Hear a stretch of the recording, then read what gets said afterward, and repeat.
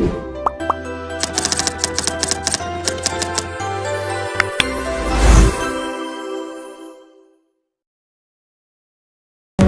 sahabat IDI, senang sekali saya bisa menjumpai Anda dalam kondisi yang sehat. Meskipun tangan kita tidak sempat untuk berjabat, tapi hati kita selalu terikat dengan tujuan utama kita adalah sehat.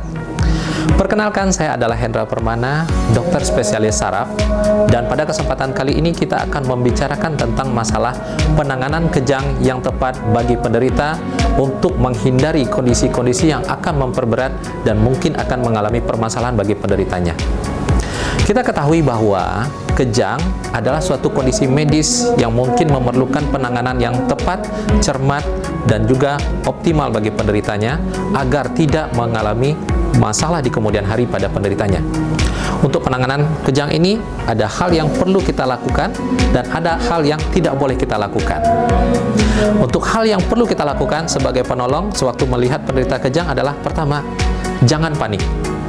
Tindakan kita yang kedua adalah memastikan penderita bahwa ia berada dalam kondisi aman dan terhindar dari apa-apa yang akan membahayakannya. Contoh, jika penderita tersebut berada di ruangan seperti dapur, di mana di situ mungkin ada api, mungkin di situ ada air panas, di situ juga ada pisau, maka kita sebaiknya mencoba untuk menghindarkan benda-benda yang mungkin akan membahayakan penderita tersebut. Nah, kemudian sewaktu penderita itu mungkin dalam posisi berdiri ataupun duduk, maka posisi yang sebaiknya akan dihadapi pada penderita adalah berbaring dengan kepala ditolehkan ke satu sisi, dimiringkan ke satu sisi. Dengan tujuan adalah jika terdapat muntahan sewaktu kejang ataupun ada benda-benda yang berada di dalam mulut penderita bisa dikeluarkan secara otomatis pada waktu kejang.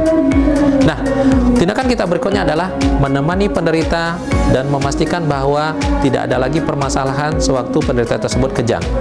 Dan perlu kita mencatat berapa waktu mulai dari kejang itu terjadi sampai kejang itu berhenti. Biasanya kejang itu akan berhenti sebelum 3 menit. Dan jika kejang tersebut berlanjut selama lebih daripada 3 menit, tindakan kita sebagai penolong selanjutnya adalah membawa penderita ke unit pelayanan kesehatan yang bisa menata laksana kejang.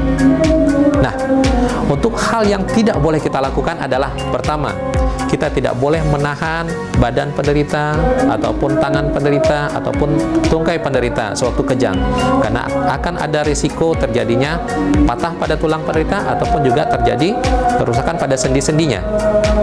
Yang kedua adalah sebaiknya kita tidak memasukkan sesuatu ke dalam mulut penderita dengan tujuan untuk mencegah tergigitnya lidah penderita.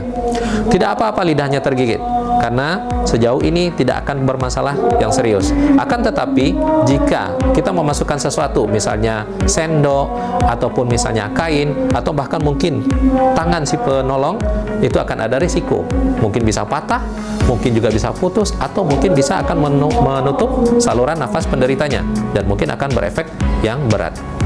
Kemudian, sebaiknya kita tidak memberikan minum atau makanan kepada penderita sampai kita yakin bahwa penderita itu memang sudah sadar pulih dan betul-betul membutuhkannya. Karena kalau misalnya kita paksakan untuk memberikan makanan atau minuman, itu akan mungkin punya risiko minuman tidak akan masuk ke dalam saluran pencernaan, tapi malah masuk ke saluran pernafasannya. Dan itu mungkin akan punya efek nanti kepada pernafasan penderita, bahkan juga bisa menyebabkan kematian. Dan hal yang tidak boleh kita lakukan juga adalah lari dari penderita tersebut. Jangan, karena penderita pada saat terjadinya kejang, dia sangat membutuhkan orang yang bisa mengawasi supaya dia berada dalam keadaan aman.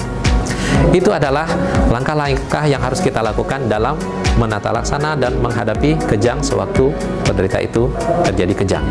Demikian dari saya, mohon maaf kalau ada kesalahan, saya tutup. Semoga ini bermanfaat dan semoga kita semuanya sehat.